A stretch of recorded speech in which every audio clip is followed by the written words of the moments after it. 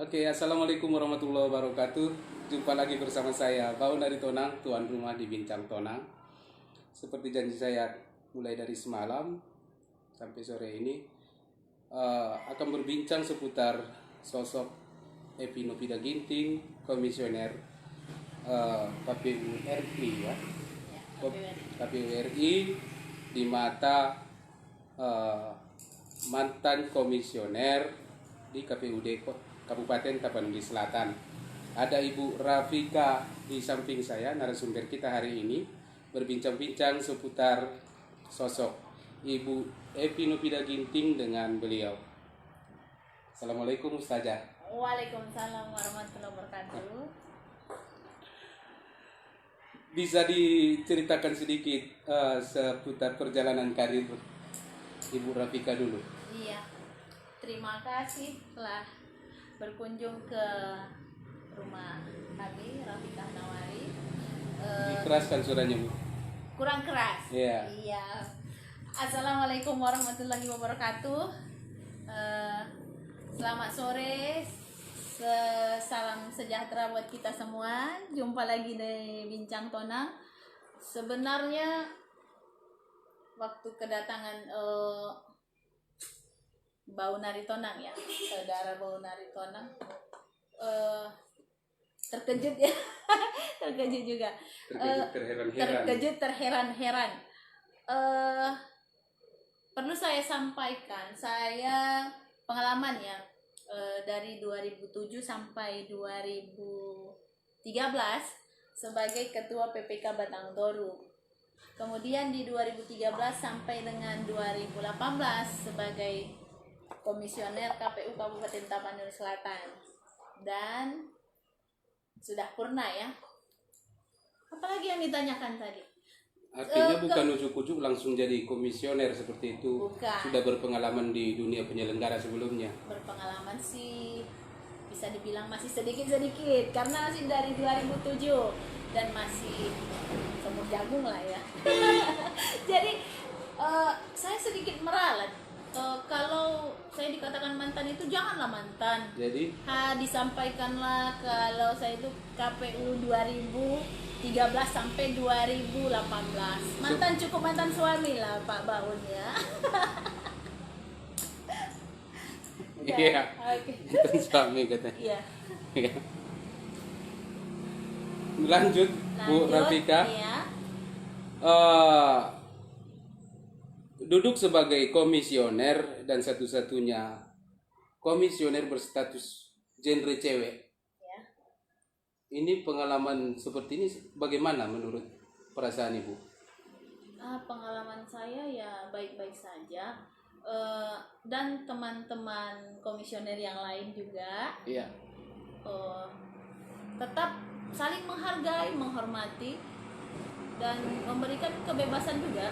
Kebebasan, tidak ada kekangan. Tidak ada kekangan dan dari keluarga juga mendukung. Dan sebenarnya kita itu kolektif kolegial ya.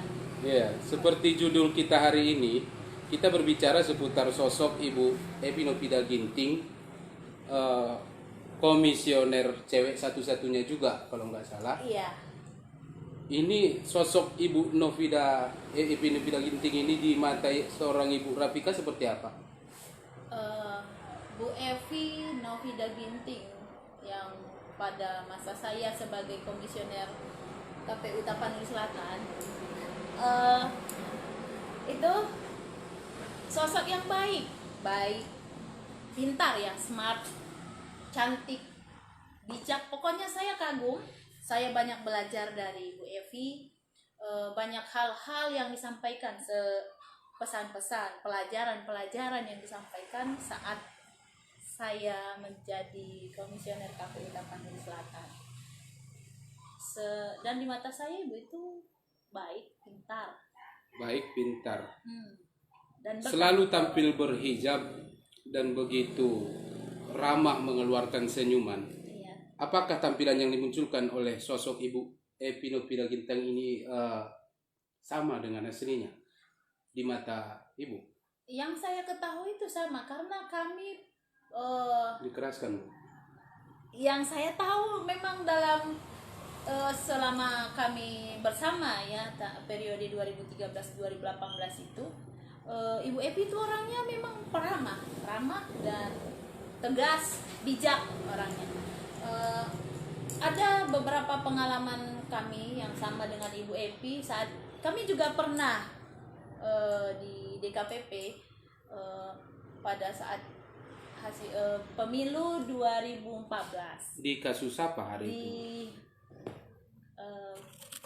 saat itu ada apa namanya, penggantian calon terpilih pada Partai Golkar ya masa itu, dan kami tidak langsung mengganti, kami menyurati KPU provinsi, dan ibu itu menjadi saksi bahwasanya KPU Tapanuli Selatan telah melaksanakan tugas dengan baik, dan alhamdulillah putusan DKPP itu merehabilitasi 5 komisioner KPU Tapanuli Selatan, Termasuk ibu? termasuk saya. Tampil begitu religi, menggunakan hijab, ramah senyuman, cantik, smart, itu tampilan yang tampak dari keseharian seorang Evi Novida Ginting. Akhir-akhir ini viral di beberapa media cetak nasional, media elektronik,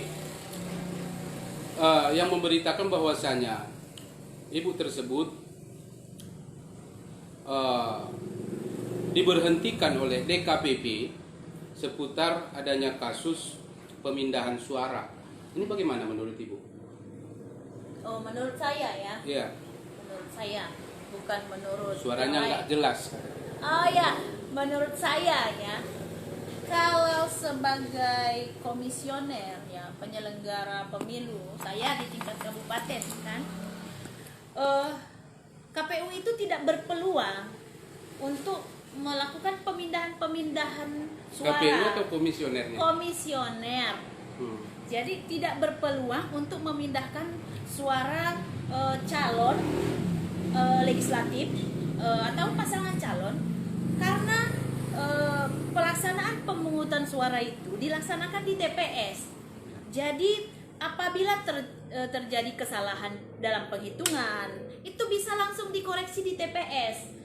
Ada disaksikan oleh Panwas dan juga saksi oleh partai peserta pemilu. Jadi saat itu juga bisa dilakukan koreksi. Kalau KPU berjenjang ya, mulai dari TPS itu dilakukan penghitungan suara. Kita disaksikan oleh Pak Arief Budiman. Iya, serius. Iya. Kalau di TPS itu terjadi kesalahan dalam penjumlahan angka misalnya, terjadi kesilapan, bisa diselesaikan saat itu juga karena dihadiri oleh Panwas TPS dan juga saksi partai politik. Jadi dilakukan koreksi saat itu juga. Kemudian hasil dari penghitungan itu dilakukan rekapitulasi di tingkat kecamatan. Jadi saat kembali lagi ya tadi, setelah penghitungan hasilnya ditandatangani berita acara itu formulir C, itu diberikan ke masing-masing saksi partai politik, diberikan ke Panwas TPS, dan itu nanti hasilnya juga formulir C yang mempunyai hologram, itu nanti untuk direkapitulasi di tingkat kecamatan. Jadi hasil yang di dalam kotak yang berhologram itu sama dengan yang ada di saksi partai, sama. Jadi kemudian di tingkat PPK dilakukan rekapitulasi. Hasil rekapitulasi formulir DA yang ada di kecamatan itu nanti dibawa ke kabupaten menjadi formulir DB. Jadi kita hanya melakukan rekapitulasi, bukan mengganti atau mengotak-atik hasil, karena setiap saksi sedikit yang saya baca dari media bahwasanya ada persoalan masalah perhitungan, bukan rekap. Yang terjadi antara si pelapor dari bla bla bla ke DKPP, terjadi ada surat dari Bawaslu kalau tidak salah dengan MK yang menyatakan harus menghitung ulang. Itu yang saya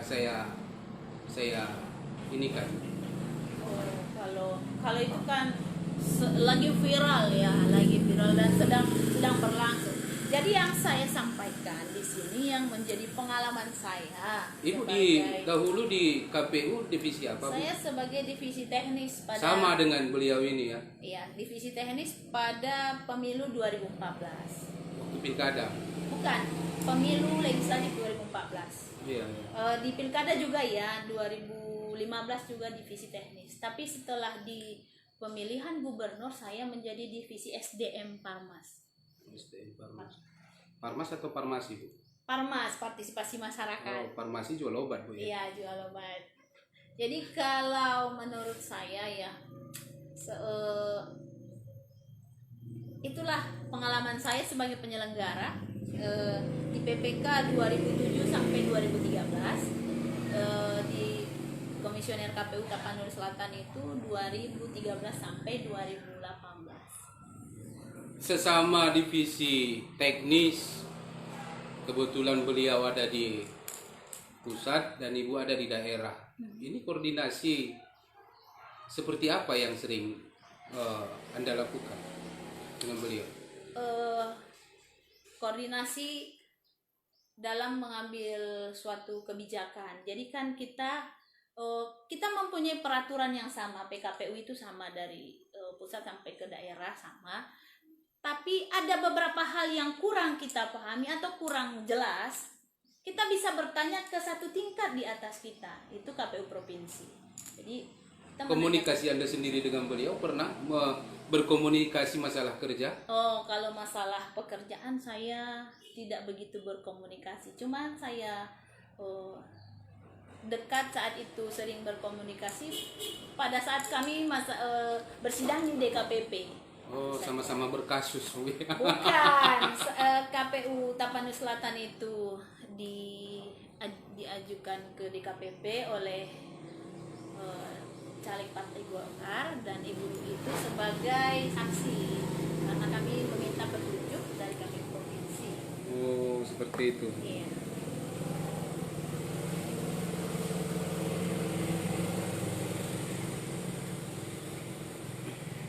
Oke, masih lanjut, Bu. Ada komen dari John Albismar. Haji Albismar Siregar, Sekretaris KPU 2005 katanya. Oh ya, hai Pak John Albismar, saya 2005 itu saya belum penyelenggara. 2007 baru saya sebagai penyelenggara itu di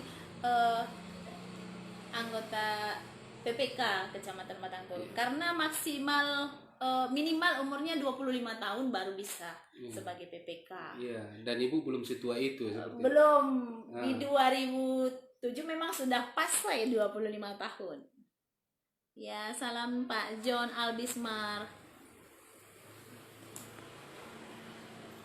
Sultan L Sujuangun Harahap, lanjutkan gitu. Apanya yang mau dilanjutkan?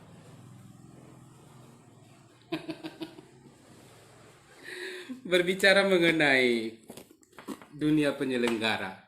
Waduh. Ya. Rasa-rasanya saya sudah seperti di ILC ini ya. Di Bincang Bang Tonang ini luar biasa. Saya seperti diwawancarai apa ya? Oh, Aiman ya. Sudah masuk TV. Hai. Ya. Berbicara dunia penyelenggara, apa yang membuat keterangsangan bagi Ibu untuk terlibat langsung sebagai penyelenggara? Maksudnya motivasi ya. Jadi Iya, saya penyelenggara. bahasanya agak vulgar, keterangsangan. Iya, jadi saya juga agak-agak gimana menjawabnya. Iya, iya. Saya memang suka di dunia. Basic apa Ibu ya? sendiri di disiplin ilmu? Saya di sarjana hukum. Sarjana hukum ya. Sarjana hukum. Wajar. Hukum dengan politik sepertinya begitu beti ya. Kakak adik. Iya, kakak adik. Kakak adik. Nah, menyimpulkan diri sebagai penyelenggara itu di tahun berapa? Ya sejak saya mendaftar. Sejak mendaftar. 2007. 2007. Menjadi anggota PPK Kecamatan Matangtoro. Iya. Itu selama berapa periode di PPK sampai jadi ketua? Saya dengar. Iya, ketua PPK di 2000 berapa? 2013. Iya, 2013. pada pelaksanaan pemilihan gubernur Sumatera Utara. Di tahun 2013. itu Ibu sudah kenal dengan sosok Evi Nopida Ginting? Saat itu saya belum kenal. Belum, masih polos Ibu ya? Ya sekarang juga masih polos. Sekarang juga masih polos. Penggugup juga ya. Ya, jadi saya kenalnya sejak di 2013 setelah dilantik menjadi komisioner KPU Tapanuli Selatan. Iya. Berjenjang dari PPK sehingga mengarah ke menjadi komisioner di KPUD Kabupaten Tapanuli Selatan. Ini yang memotivasi Ibu apa? Sehingga berani ikut berkompetisi mendaftar sebagai komisioner. Ya memang saya bercita-cita menjadi penyelenggara, menjadi KPU. Setelah berada di PPK, saya bangga menjadi penyelenggara karena ikut bergabung di politik, ya di pemilu. Saya suka dalam melaksanakan penyelenggaraan.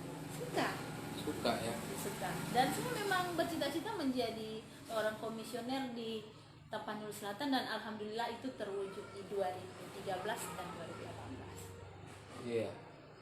Apa yang menjadikan Ibu begitu suka dan bersemangat di situ? Apa ya? Jawabannya begitu sulit sepertinya. Sulit sepertinya. Apa yang?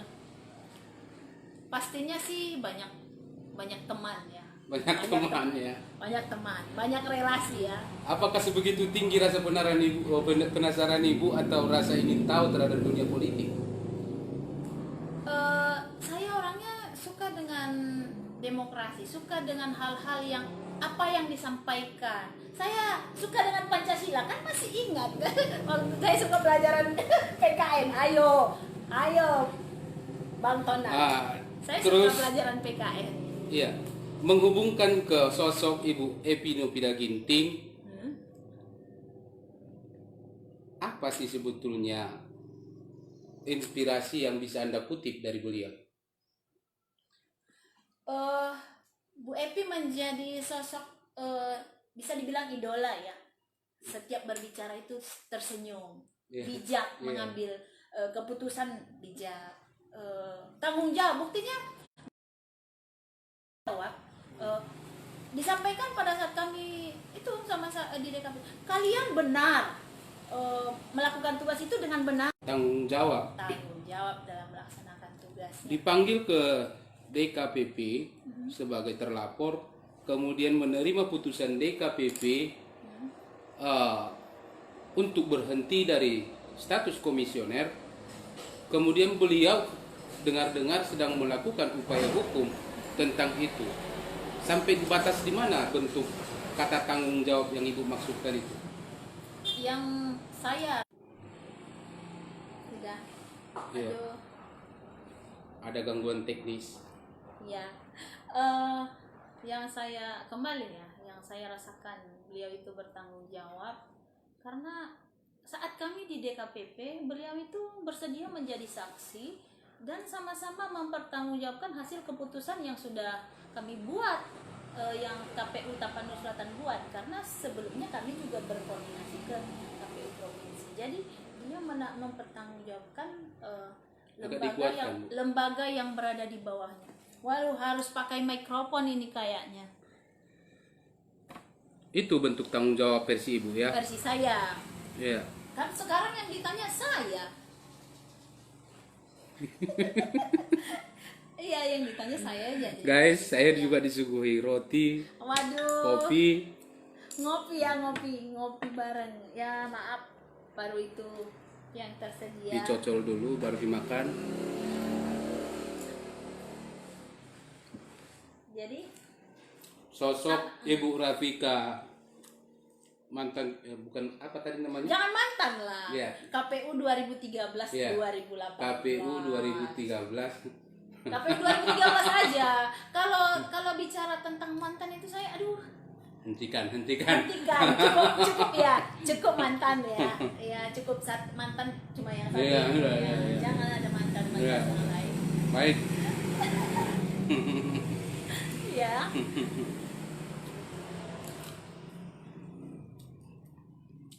Saya justru bingung ingin menanyakan apa. Tadi saya sudah bertanya masalah motivasi ibu ini untuk terjun jadi penyelenggara Ya. di KPUD Kabupaten Tapanuli Selatan, dan terakhir ini sepertinya tidak ikut mendaftar sama sekali. Saya bingung kenapa ibu tidak ikut mendaftar. Waduh, ini mah pertanyaannya bersifat pribadi sekali ya. Sebenarnya saya memang tidak ikut mendaftar pada 2018 kemarin karena satu alasan untuk lebih fokus mengurus anak. Itu saja. Dan apakah itu terjadi? Dan alhamdulillah ya, saya fokus mengurus anak dan juga mengurus anak-anak. Anak tetangga juga? Anak tetangga juga. Dalam belajar Al-Quran, saya sekarang kegiatannya mengajar anak-anak di rumah ini ya. Iya. Di rumah mengajar Al-Quran. Iqra. Iya. Masih kembali dengan sosok ibu Epi Nobida Ginting. Kembali lagi ya. Karena tema kita hari ini itu. Wah, ya. Digugat oleh, saya katakan nanti oknum, tidak menyalahi ya, dari partai politik, diduga telah memindahkan suara atas nama satu ke atas nama yang lain. Apakah Anda yang mengenal kinerja beliau sependapat dengan tudingan itu? Maksudnya memindahkan. Iya. Bahwasanya Masih di partai yang sama. Ibu itu memindahkan gitu. Iya. Kalau penilaian menurut saya ya, kembali menurut saya, itu sama sekali tidak bisa dilakukan. Kan tadi sudah saya jelaskan. Iya, itu secara teknis Ibu jelaskan Iya. bahwasanya ada runutan yang harus, ada tahapan Iya, yang harus tahapan. dilalui. Iya. Mulai dari TPS, PPS sampai PPK. Iya, Di dari- PPS nggak ada Tidak perhitungan ada ya. Di rekapitulasi. PPK sampai KPU. KPU kabupaten, KPU provinsi, baru ke KPU. Iya. Nah, ini kalau nggak salah ada perhitungan kembali pasca adanya persidangan di MK kalau tidak salah. Oh. Kalau masalah itu ya, masalah yang di 2019, saya tidak terlalu mengikuti tentang bagaimana itu perjalanannya, bagaimana kasusnya. Artinya Ibu tidak mengetahui adanya isu yang menimpa Ibu Epi Nobida Ginting ini. Saya hanya tahu dalam pemberitaan bahwasanya putusan DKPP 317 itu saja. Iya. Jadi saya tidak mengikuti. Kemudian setelah saya tidak di KPU Tapanuli Selatan lagi, saya menjadi ketua KPPS di HP Song Baru. Ada degradasi karir. Jadi sebenarnya saya kan tidak pernah KPPS, ya kan? Iya. Ini berbagi pengalaman. Saya tidak pernah KPPS, tapi saya selalu membimtek KPPS. Jadi ternyata melaksanakan di lapangan itu jauh lebih sulit daripada kita hanya menyampaikan. Jadi dari KPU Tapanuli Selatan, saya menjadi ketua KPPS TPS 4 HP Song Baru. Saya sih nggak malu, saya tetap bangga menjadi penyelenggara karena kita bangga melakukan hal yang terbaik. Jadi sebagai ketua di KPPS 4 itu yang paham formulir lah, bisa dibilang biasanya saya membimtek. Aduh, pindah-pindah. Sebagai yang paham tentang formulir ya, bisa dikatakan paham karena sudah 12 tahun ya, 12 berapa tahun ya? 2007 sampai 2013 itu 6 ya. 2013 sampai 2018 itu 5, berarti 11 tahun ya. Nah, jadi sudah insyaallah paham sekali tentang formulir, dan saat penghitungan suara di TPS itu, TPS 4, selesainya jam 2 malam. Jam 002.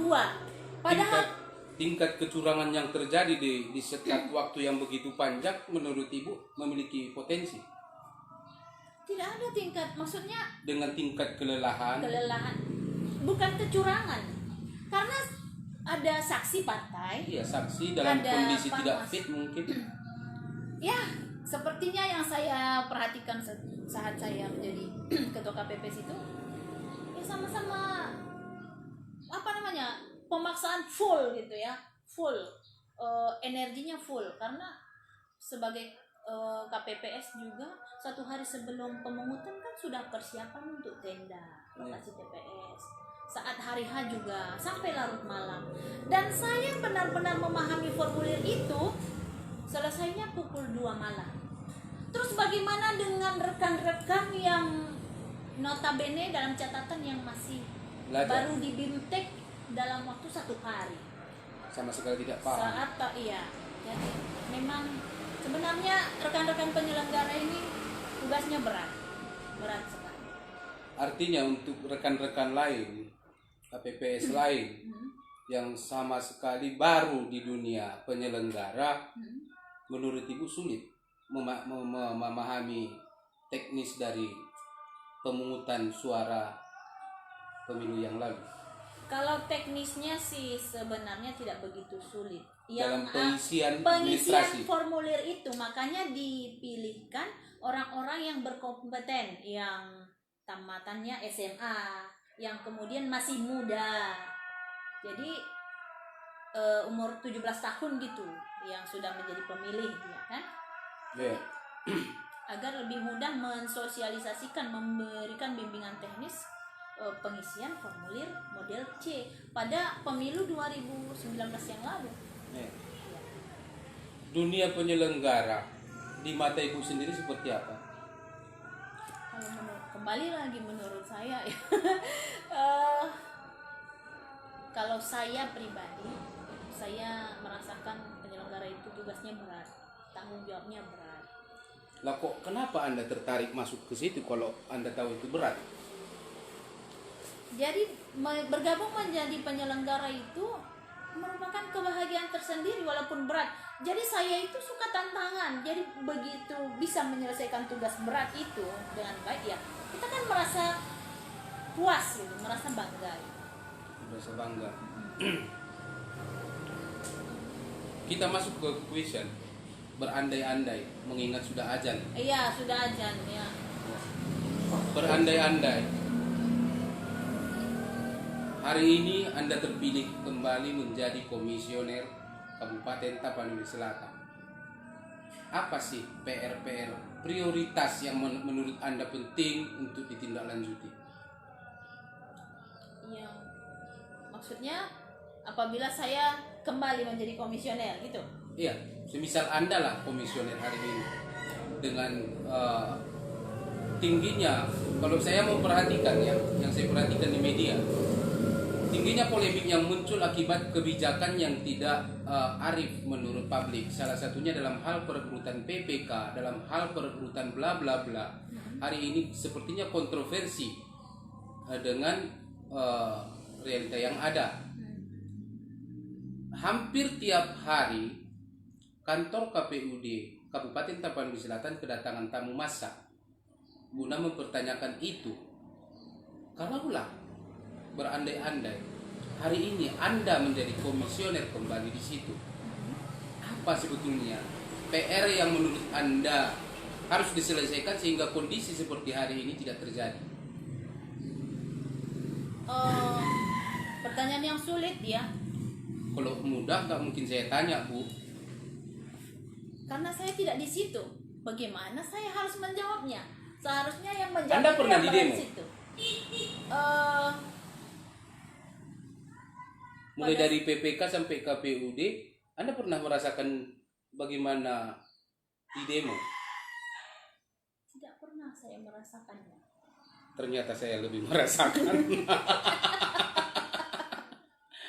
Tapi Anda bisa membayangkan itu ya. Kemarin maksudnya yang di demo besar-besaran sih tidak ada, kedatangan beberapa mahasiswa. Ya, kedatangan lebih dari 1 orang namanya demo, Bu. Iya. Maksudnya yang saya bayangkan demo itu demo besar seperti kejadian-kejadian kemarin itu, ya kan? Jadi kalau itu namanya penjarahan, bukan demo. Menyatakan sikap dengan di hadapan orang banyak. Iya. Jadi kalau sebenarnya ada kembali ke Undang-Undang Pemilu Nomor 7 Tahun 2017 kan. Iya. Apabila pihak baik dia partai politik ataupun peserta pemilu, Bawaslu, masyarakat atau pemilih menemukan adanya pelanggaran etika pada penyelenggara pemilu, silahkan laporkan ke Dewan Kehormatan Pemilu, DKPP. Apabila menemukan, masyarakat juga boleh melaporkan ke DKPP. Boleh, itu ada di Undang-Undang Pemilu nomor 7 tahun 2017. Artinya bukan cuma instansi Terkait. atau lembaga yang menjadi penyelenggara yang saling melapor ya. Bukan, termasuk Masyarakat juga boleh. Pemilih boleh, masyarakat boleh, tim kampanye boleh, peserta pemilu boleh. Semisal saya warga Kota Padang Sidimpuan mendapati kecurangan misalnya di Kabupaten Tapanuli Selatan, apakah boleh? Boleh dilaporkan secara tertulis dengan melengkapi identitas dari pelapor ke Dewan Kehormatan Penyelenggara Pemilu. Tapi harus disertai juga bukti-bukti yang autentik gitu, harus dilengkapi dengan bukti-bukti. Bukti-bukti ya. Iya. Bukti yang dimaksud bisa secara visual, audio atau mungkin hanya sebatas administrasi? Iya, bisa. Harus disertakan dengan bukti-bukti. Nanti Dewan Kehormatan akan memanggil pihak-pihak yang terkait, penyelenggara yang telah melaksanakan melanggar kode etik dan pelapor yang melaporkan. Nanti DKPP akan memverifikasi dan bisa menunjukkan bukti-bukti dari masing-masing pihak, dan disitulah nanti akan diputuskan oleh DKPP apa yang harusnya diberikan kepada penyelenggara yang melanggar kode etik tersebut. Jadi sanksi putusan DKPP itu ada 2 macam. Pertama itu sanksi, yang kedua itu rehabilitasi. Jadi seperti kami yang pernah di DKPP itu direhabilitasi ya. Jadi kami tidak dikenakan sanksi, kami direhabilitasi, dan itu menyatakan bahwasanya kami sudah melaksanakan tugas dengan baik dan tidak melanggar kode etik. Alhamdulillah saat itu ya. Jadi sanksi itu ada 3 macam, ada sanksi tertulis, kemudian ada pemberhentian sementara, dan ada pemberhentian tetap. Jadi itu silahkan kalau ada pelanggaran etika yang dilaksanakan oleh penyelenggara pemilu dimanapun, silahkan buat laporan ke Dewan Kehormatan Penyelenggara Pemilu disertai dengan identitas diri dan juga bukti-bukti. Serius sekali kayaknya. Artinya kalau Ibu menjelaskan sama kayak dosen yang menjelaskan ke mahasiswa sepertinya ya.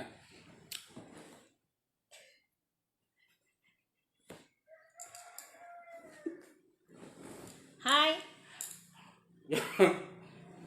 Saya rasa ada pertanyaan lagi. Oh iya, pertanyaannya masih tetap. Masih tetap. Iya. Aduh. Asal panjang, jangan takut.